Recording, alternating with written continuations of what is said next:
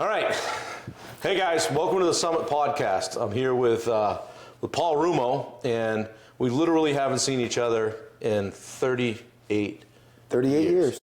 Since June of 1987, when Paul graduated high school and headed off, the next day? Next day to the Navy. The U.S. Navy. So, good to see you, buddy. Good to see you. A long time. You've been a long time. So, we played sports together. I know we played basketball. We played soccer. Were you a baseball player? A baseball, yeah, track. We played baseball, all of it. So, those are good years, right?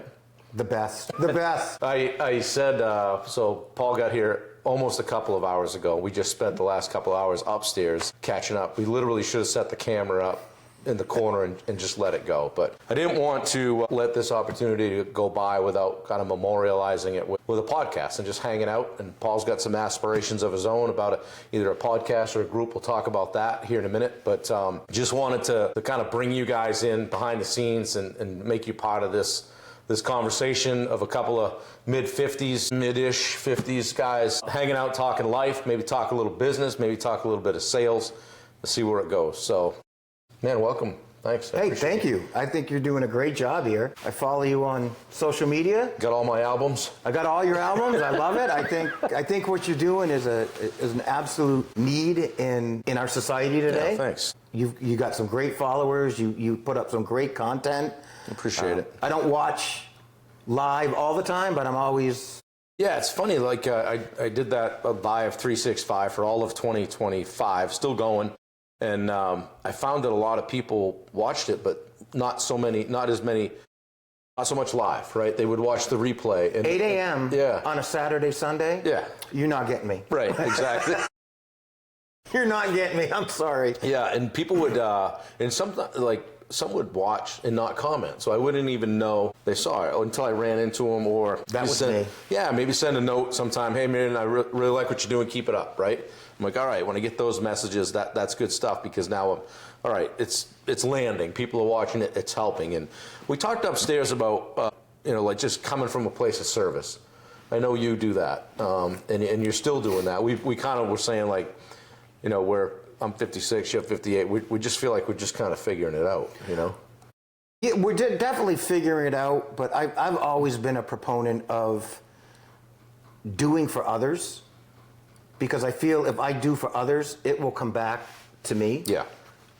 Sometimes that can be a detriment because we sacrifice our own needs and desires to ensure that whoever we're trying to help, we help. My wife continually reminds me that, you got to think of yourself too. Sure.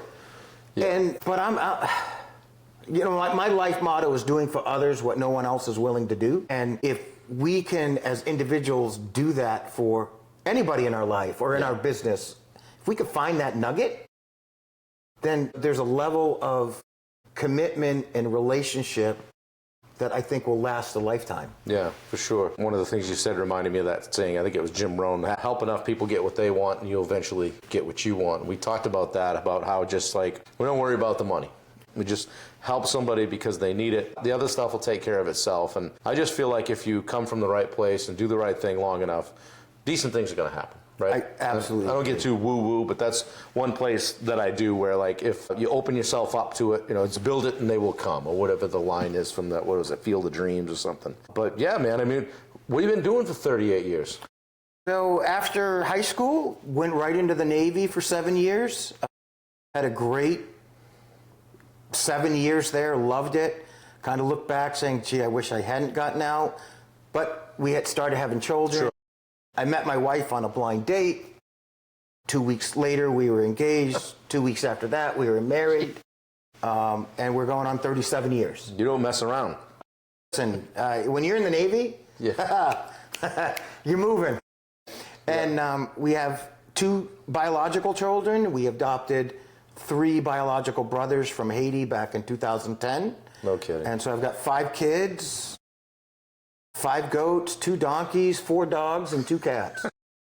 And a farm in Syracuse. And a small little hobby farm outside of Syracuse, yeah. That's cool.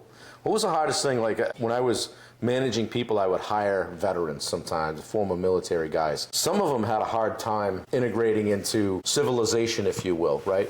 Where it was never, they had a hard time with the gray area. It was either this way or that. Did you experience any of that, or did you kind of just roll right into it? I didn't personally. I look back and I see friends of mine that were in the Navy or at the same time, or military kids getting out today, and the PTSD and everything. And I didn't. I just said, you know what? Whatever I do, I'm gonna do my best. Yeah. But what the military taught us was to do your best. Right. Right? Yeah. To be structured, just be disciplined. And if you're disciplined, I feel I'm disciplined. The older I get, maybe a little less disciplined because my body can't keep up. But the discipline piece of it, and I look back and I'm like, did I miss something? Yeah. I mean, I spent 5 of my 7 years out at sea. I got to go to Top Gun. I got to go to Key West. I got to do some amazing things. Got to spend 3 months in Sicily at an air base. I mean, I got to do some amazing things. And I look back at it saying, that was the time of my life. And I don't... Yeah. You didn't know it while you were having it. When I was having it, I hated every moment. Now I look back and I'm like, I wish I never got out. Right. Yeah. Well, what have you been doing since then? So, various things. I've been in sales for 25 years. That's kind of, I sell technology to enterprise, hospitality customers. Okay. Video, primarily in the video space. Worked for various companies, continually stacked my career so that every place I moved up, Sure. I learned something new. I look at it, I've got 10 years left, and I'm still learning. I'm still moving. I'm still trying to figure out what's my next play. It's funny that you mentioned 10 years left. Like we talked about that upstairs, and I've changed, and done some things. I feel like I've stacked in a different way. But you get to our age. For me, it's like, all right, what's been my impact? What's going to be my legacy? So I guess I'll ask you, what do you want people to say when you're gone? That's a great question. One, I treat everybody as they want to be treated, as I want to be treated. So I hope people look back and say, that was a good guy. That was a nice guy. Where I really want to build legacy is with my family. I want my kids to say, I had the best father in the world. I had the best grandfather. I want my wife to say in public that she has the best husband in the world. And I'm joking. But that's where really I think the legacy is. I'm going to help people, and there's people that I know I've helped that I may never know I helped, as you. Right. Like when you run into people say, because of you, you changed my life. I am where I am because of you. Oftentimes people don't say that, right? Yeah. They focus on the negative, and it's like, well, Bob's a butt head, or Paul's a butt head. But I just want to be known as that guy that was always there for people. Toxic positivity. Toxic positivity, that can be a good thing, that can be a bad thing. I do have toxic positivity. I choose to always look at the positive of every situation. Although there is negative, I choose personally not to focus on the negative. Yeah, I've always said life's about choices, and you clearly choose the positive route. You can get down to either path. You absolutely can. Yeah. Have you had times when that was more of a challenge for you than others? It is right now with what the political landscape of our country is. It's difficult to stay toxically positive with everything that's going on in our communities and the fraud, the taxes. We work so hard to build a legacy from a financial perspective, and it seems like we can never get ahead. Yeah, it's hard. I don't do a lot of politics on the Summit podcast, but Paul and I, we banged around a little bit upstairs on where we land and what's going on, and I think kind of what we settled on is just common sense. That is it. Wouldn't it be great if you could have a conversation with somebody that you disagree with and not feel like you have to hate each other afterwards? That's where I come from. That's kind of what I feel like. I don't feel like I could have a conversation with a lot of people that are way left or way right, and not have them just be trying to puke their beliefs on you. Do you feel the same way? I absolutely agree. The last decade, you've got family members disowning family members. You've got over politics, spouses getting a divorce because one voted one way, one voted the other, and to stay positive is difficult. Rough, So I try to change my mindset, and I try to see where everybody's coming from. If anything, try to agreeably agree, yet strategically try to teach them or show them, do your homework. Just because CNN says something or Fox says something, Right. believe something happened, go out and research really what happened. Yeah. Do your own research versus just post something online. Wendy said to me one time, she says, what are you up to? I said, I'm just over here exercising a lot of restraint because I really want to comment on that, but I don't want the hate that comes with it. So, funny story. Last night, I was at my sister's house. We were watching the Bills game. Buffalo Bills, big team up by where we live. Diehard Patriots fan through and through. I'm typing these responses to people on Facebook, and I had the restraint. I typed it out, and I read it, and then I deleted it. And everybody was so proud of me because there's a time where I'd hit send, and it is what it is. But especially, I mean, I have a business, okay, so I don't care what you say, you could literally make half your clients not like you. That is absolutely correct. You know, right. I think you probably get to a certain point in life where the filter comes off and you don't care, you want to say it, but I just view it as I don't feel like it's productive, right? It's not. It's not positive. How can I take this and have a conversation where, like, nobody ever changed anybody's mind on Facebook. Not once have I ever heard, thanks for calling me an idiot. I think you're right. I think you're right. Yeah, I think you're right about that political issue. You changed my mind. Thank you. Social media, I think, is the downfall of our society. It's going to get worse with AI. I mean, we now you can see videos on social media that aren't even... It's not even real. It's not real. Yeah. It's crazy. I read somewhere there's an AI actress that was developed by this company. She's not real. And movie companies are paying millions of dollars to have this AI person in their movies. Right. She's not real. That's amazing. Right? I use AI. AI is amazing. That's a whole new topic, right? For another day. AI is amazing. I use it every day. It's going to change the way we as a species interact with one another. I don't think it will ever replace this. Human interaction. Interaction. Right. Trust, the body language. There's a lot that goes into. But I can also say, from a professional standpoint, there's no reason why anybody should ever go into a situation unprepared. Right. Ever again. Absolutely. You go into a customer, help me come up with the 10 the biggest objections for a business, B2C customer or B2B. Right. Where you can role play. I mean, there's no reason if you put the effort in that you can't be prepared for anything that's in front. You contractor guys listening to this, I mean, here's a guy that's been doing sales for 25 years. We were talking upstairs, one of the first things he mentioned was role playing, doing sales role plays, and that sales is a diminishing skill. Right. Sales. So today, businesses are so focused. Business has changed over the last probably 7 to 5 years, where they're so focused on bottom line and process. And sales is about relationships. Sales, yes, our whole purpose is revenue. I get that.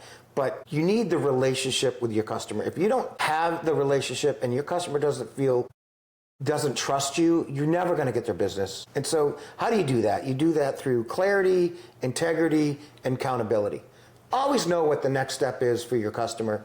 Always know what your next step is. And you never leave a meeting or a phone call or a Zoom meeting or whatever without clarity on what those next steps are, and hold true to those next steps. Follow through, right? Follow through is huge. Do what you say you're going to do. Right. All the high character stuff, right? If you didn't know a thing about sales, but just operated from a place of high character, you'd probably do all right. Right. And apparently now it's not okay to say, hey, Bob, I'm just following up. Oh, it's terrible, I guess. Bob, I'm checking in. Checking in. Right? Yeah. Avoid, don't say follow up. Don't say follow up, right? Right. I'm a kind of a crap and get off the pot kind of guy. Fish or cut bait. Bob, I don't have time. I know you don't have time. I'm just following up. This is where I'm at. Did you see this? Maybe it's an article about a new software or something like that. Yeah, you want to add that value, but I don't have the time to. Yeah, it's funny. We have in our Rosenberg group, we have a daily sales accelerator call. We talk about a lot of things that you touch on: mindset, handling objections, revenue, role playing. And on Fridays we just do, like, I call it open coaching, but we work on it. And it's something that you got to practice, and you got to put yourself in the hot seat, so to speak. Iron sharpens iron. Yeah. Right. And if I take pride and value in helping you develop as an individual, I would rather have you fail with me role playing than thinking I'm too prideful, I'm not going to fail in front of anybody, I'm going to go out in front of a customer, look like a Nimrod, right, and lose the deal, right? Yeah. Let's talk. Hey, Bob, I'm thinking about, I got an objection the other day, I got to get back to the customer. How do you handle it? How do you handle it? Yeah. What have you done? What works for you, right? So, quick story. I had a interview the other day with a company. This was my 4th interview, but on the 3rd interview, just before we hung up, the interviewer said, I do have one concern. You're not bringing a book of business with you, right? And I'm like, okay. Yep. And then he says, but I have to go, so I'll take notes and I'll turn this over to the next person. So now I'm on my 4th interview, and I think 4 or 5 days went by before this interview, and it just ticked, right? I ChatGPT'd it, I Gemini'd it, I Clauded it, I read books, I did everything I could, I watched YouTube, and I basically, because I had to combat that, right? Because I am the right choice for the job. What I bring is, you're not going to get it in anybody else, right? In an interview, you're selling yourself, right? It's like blind date. That worked. But I had to figure out how to interject that as the first thing with the next person. You addressed it. I addressed it. I said, and this is the way I handle it with customers too. If there's an elephant in the room, we address it. We'll talk about it. And people say, how do you eat an elephant? One bite at a time. Right. Just get it out there. And it's uncomfortable to talk about pricing. Yeah. It's uncomfortable to talk about maybe the cost of wood today because we get it from Canada and it's $84 for a 2x4. One of the things that we talk about is getting out ahead of those objections, right? Like, go ahead and, if you guys are contractors or in the trades, Google or chat, give me the top 5 objections that you're going to hear for a kitchen remodel or something like that. Or in your case, really, back to your point about AI, there's literally no reason not to be more than prepared for that stuff. And you actually showed me some flashcards. So I saw these flashcards on TikTok, so I bought them. They're like $50. But it's a deck of cards that goes through every objection. And it's really, I would say, for a B2C, right to the customer. I can see B2B, but B2C, where you go through your spiel, you tell them what you're going to do, how much it's going to cost, and then they say, well, I got to talk to my spouse, or I got to talk to my partner. And it walks you through how to handle that. I'll be honest, I have a stack next to my toilet in the bathroom, and I have a stack next to my my TV stand. And I practice. If I'm sitting there watching a commercial, I'll pick a card up. Yeah, right? Make it part of your daily life. And I don't memorize it, but I know it enough to where I can say it in my words, but get the point across. Yeah, absolutely. I've heard it said that the average sale happens somewhere between the 5th and 12th touch. Would you agree with that? I absolutely agree with that. And how do you get to 5, though? Is it email? Is it text? Is it smoke signals? What is it? So the way I do it, and this is just the way that I do it, is I email, I text, I LinkedIn, and every time I do that, I try to bring something of value. Right. Whether it's an article or, on LinkedIn, you can find articles on everything. Or even if it's just like a training video. Right. Right? I am one that will incorporate humor into my communications. Yeah, keep it lighthearted. When I know my prospect. If I don't know the prospect, I'm not going to send them a meme of, the 49ers getting crushed, right? But if I know them, so use your personality. Once you get them, then you start the next steps, the clarity piece of it, right? That's how you get to the 7th, 8th, 9th, 10th, 11th. It goes back to that. How important for you is that rapport on the front end? Like, I'll teach when I'm teaching sales, like, guys, they'll do a role play. I'm like, you spent 30 seconds getting to know this person. You need to spend more time. How do you know what's enough? Well, that's a great question. You know, again, if you look at the trends today on social media, you don't follow up, you don't check in, and you don't ask them how the weather is because that's just time wasting, right? Sure. But the rapport piece is so critical. So maybe it's not, we don't ask how the weather is or how are you doing. Yeah. You might ask a more intuitive question of like, what's the toughest part of your day so far? Right. Right? Yeah. Right? Or wow, you know, you look at a little tense, everything okay? Or, Yeah. right, you want to get Anything, them, yeah. you want to disarm them so they all know that when you, especially when you cold call, you know, I always try to lead with, hey, listen, you're going to hang up when I tell you, but this is a cold call. Yeah. Right? Oh yeah, I'm not. Right. Wait, what'd you just do? Right? to And me? they're like, what? I'm like, I just need a second to tell you why I'm calling. Yeah. Right? If you can get them on the line for 15 to 20 seconds, you're good. Yeah. Right? Right. And I can tell you in 25 years of sales, I have never had anybody hang up on me. No kidding. Ever. Wow. Ever. Yeah. And a lot of that's a testament to probably your personality, right? Yeah. Now, have I told them they're not interested and I didn't know how to handle it at the time? And did I ramble? Absolutely. We all do that. What kind of sales training have you had? Did you pick it up as you go, or did they send you to sales school? Or? So I've done Sandler over the years, just the open-ended question piece, you know, the monkey claw, you know. Yeah. I've done, oh gosh, so many of them. I've done Cisco sales training where they again, it's all, there's nothing new in this, Sure. right? It's all about uncovering pain and learning how to ask good questions, open-ended questions. Yeah. I've seen some people that are, you ever, like when you get on the phone, somebody will call you, they're trying to sell you. And you know they've had sales training, right? Yeah. But they're being pushy. That always pisses me off. That's not who I am, right? I'm not pushy. I'm like, here's what I can do. After I know what your pain is and we talk about it. Sure. And then this is what I can do.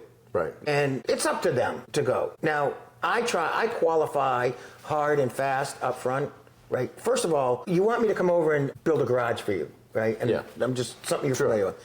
And you set time up, you go over and you go through this, you go back and do 3D drawings, and you forgot to ask, do you have budget for this? Do you have funding? Right. Who's paying? Well, no, this is a 27 project. Oh, love that one. Yeah. Right? Yeah. We get these questions up. Do you have budget? Yeah. What's your timing? You know, I've got 4 or 5 projects in front of you that, you know, it could be 6 months. Yeah. What's your timing? Right. I might be able to move something around, but the more you tell me, the more you're honest up front, the more I can help you. Yeah. Right?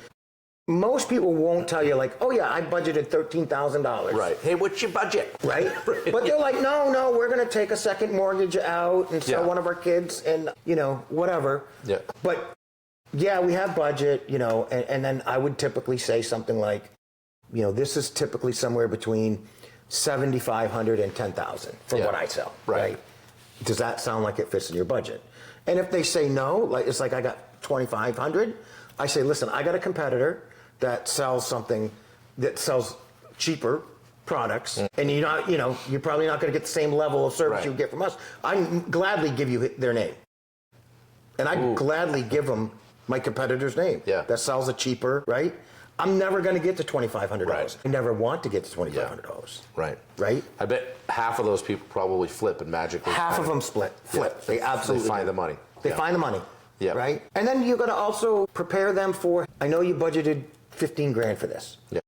Well, when we quoted this 6 months ago and now we're here, because of the tariffs, costs went up. Our costs went up. Yeah. So you need to let them know that, you know what, based off this price today, just like going to the gas pump, right? I'm 301 at home. Yeah. You're 279 here. Right. Gas fluctuates every day. Lumber fluctuates every day. It's funny, you mentioned some of the stuff you're talking about, those objections, right? And I was talking to our sales guy, and he said, you know, I love it when I get that first objection, because that's when the game begins. Exactly, it's exactly what he said. So many people run and hide. Well, I've got to check with my husband and my wife. Okay. You know, and then it turn tail and run, and the call's over or the interaction is over. 5 years into sales, guys, the game starts when you At get the that. no, at the objection. Exactly. You know, I love it when they say, no, we're not interested. I'm like, yeah, great. So tell me this excites me. What makes what you're using right now so good? I said, I'm ignorant. I don't know. I need to know, right? And they're like, oh, it's so good until this point. Oh, but and then then you're back in, right? You're in. So you're saying if your product you're using now you're so happy with doesn't do this, but you could find something that does because it's imperative to what you do, would you take a look at? Probably. Yeah, I was just curious. So what made you call? What made you reach out? Well, our stuff sucks. We want new stuff. Oh, okay. Well, we saw your Google reviews. Tell me a little bit about what you saw in the review. And those are the ones where people just jump in and start pitching. Yeah. Right. Yeah. I try to set up my calls. I try to set my calls up for an hour. So it's an hour. So it's 20 minutes of discovery, just getting to know the customer. What are they doing? What are they looking for? 20 minutes of what I bring to the table, and then 20 minutes of handling objections and stuff like that. Yeah. So, and you could break it down. You could do it 10 minutes, 10 minutes, 10 minutes, do a 30-minute, right? Depending on what you sell and the time. But that's kind of the way I structure things. Yeah. And you don't do demos. I do demos all the time. Right. I don't think you would do demos. No, not really. But when somebody says, hey, I need a demo of that, then I get a commitment of some form, right? Right. And I ask for the order. Yeah. And that's another thing. I just go crazy. Yeah. No, a lot of times, more often than not, we never even ask for the order. Sure. Right? You go out, you quote somebody and say, hey, you know what, my job will be to call you back in 45 minutes or 48 hours and you're going to talk it over with your spouse. But instead of saying, listen, I know you got to talk it over with your spouse. We've gone through everything. And at some point, they do have to. I would never buy anything without talking to my spouse. Right. But ask for the order. Listen, if this aligns with your budget, your timing, could I have the opportunity to earn your business on this? Yeah. I think right. I think we're both a good fit for one another. Or hey, did you decide? Would you like to go with option A or B? Right. That's a great one too. Right. We don't ask for the business. Right. Yeah. Yeah. It's funny because again, talking about money, right? It's hard to. I've seen, especially in the contracting world, hard to know when to go to money.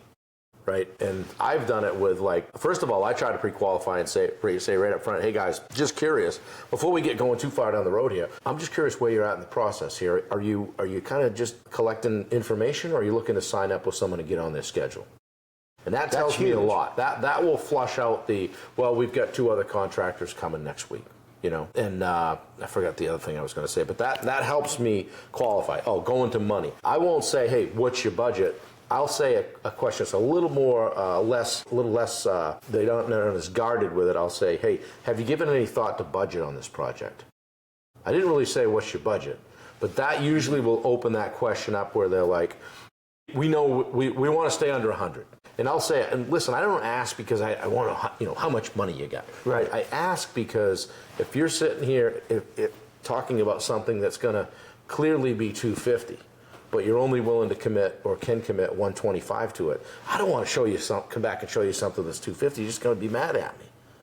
So let's design to budget. So that's kind of how I do that, and been successful with it. It's disarming, and now we're kind of a united front against budget.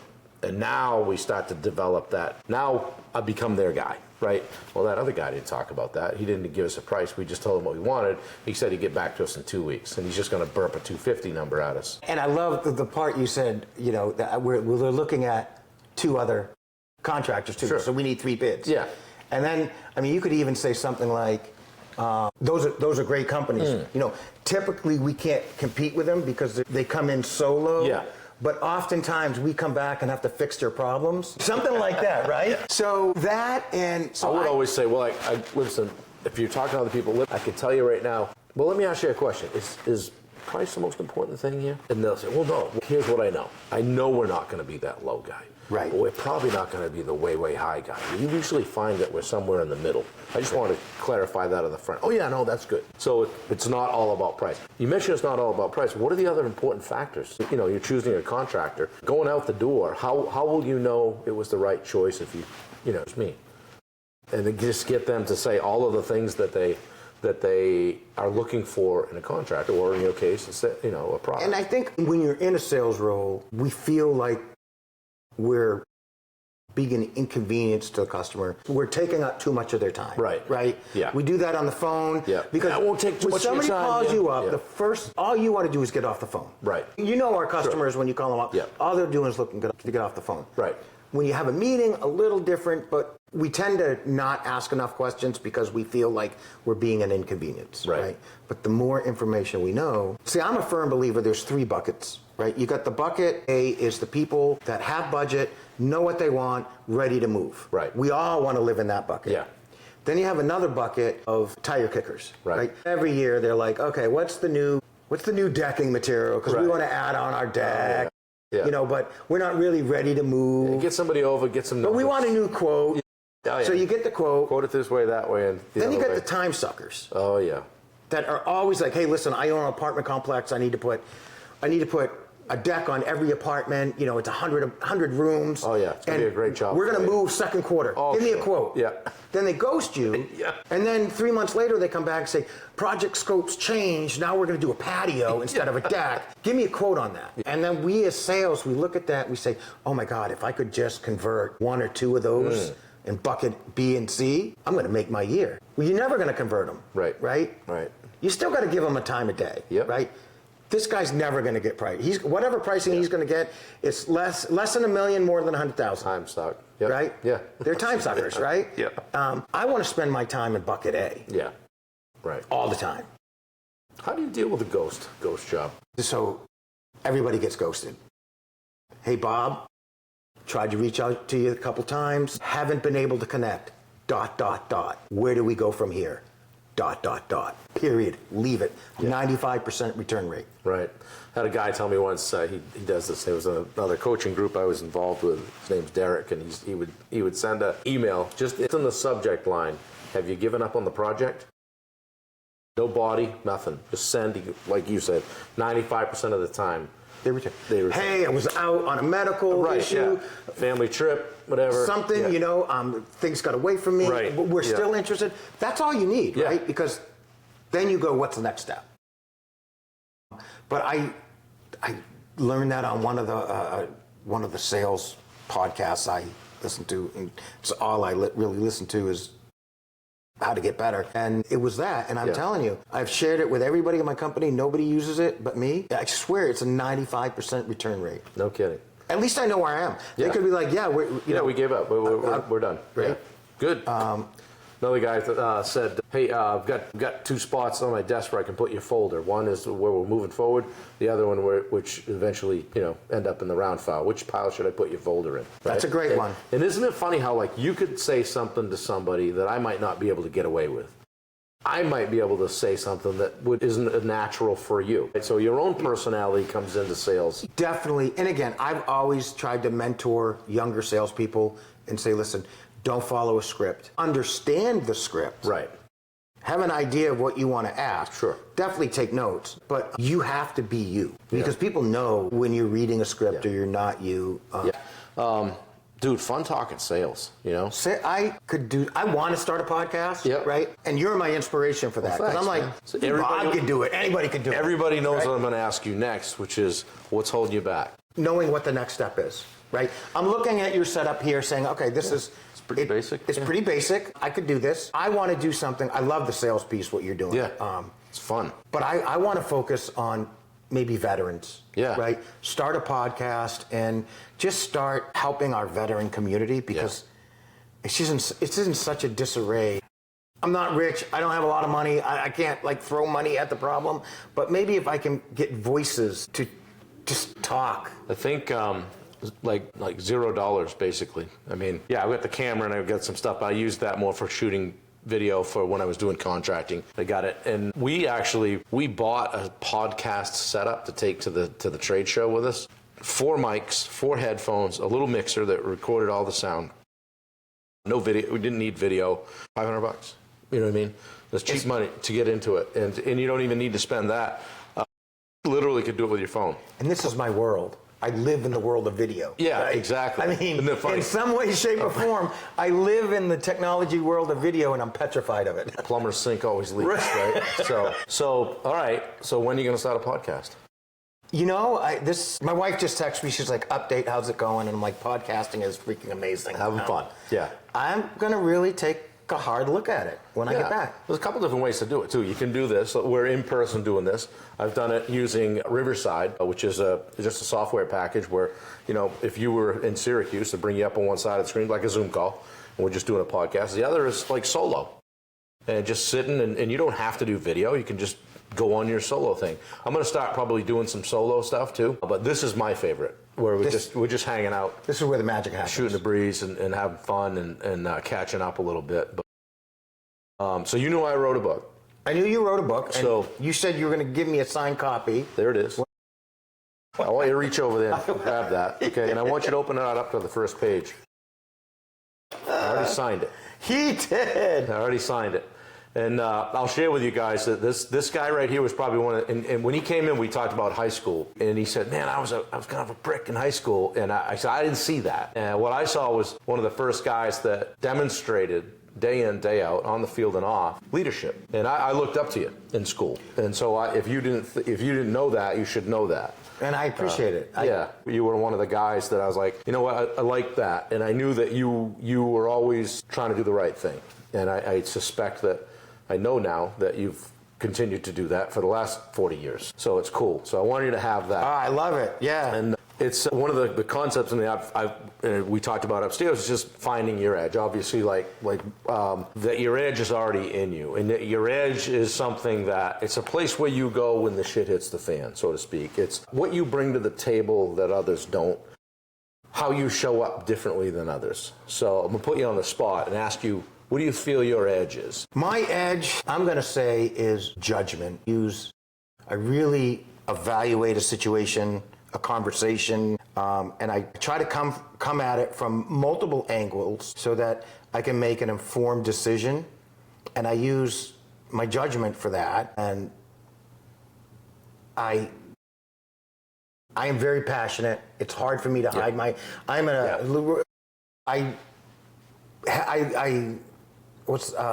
wear it on your sleeve. I wear my emotions on my sleeve. 58, don't forget that. And for me, it's okay. I wear my emotions on my sleeve. Once it's out, it's out. So, but I can't bring that into my professional life. And now I'm learning I can't bring that into my personal life. I can't yell at my kids because the dishes aren't done, and then be like, hey, you want to go get something to eat? And they hate me because I just yelled at them, right? And you can't do that in a board meeting. So you got to really, I got to use my judgment, and I don't look at one side of things. I try to see everybody's perspective. I think it's interesting when you realize that you may have some programming, whether it's from your environment or your upbringing or even your parents or whomever had influence on you. But it's kind of cool when you get to that point, and it didn't really happen for me until several years ago, where you're like, I kind of have a choice about how I show up in this conversation or in this interaction. And maybe everybody doesn't need to hear everything I have to say all the time. Right? Maybe I should STF you, right? And maybe use these things on the side of my head for something other than holding up my glasses, okay? And just listen a little bit more. So I've been doing that, but that's cool. You boiled that down to one word.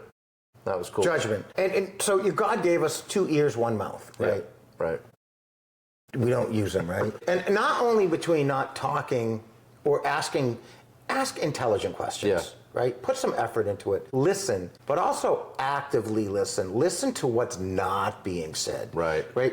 Because when we communicate with one another, oftentimes you're already formulating an answer to something I'm talking about. Yeah, it's happening right now, right? So you're not really listening, right? True. And that takes training. Yeah. Right? It takes training. And you can always pause, right? So if I ask you something and you're still formulating an idea, but you need a little bit more time, you could just not say anything for 1-2 seconds. Right. Or just say, tell me more.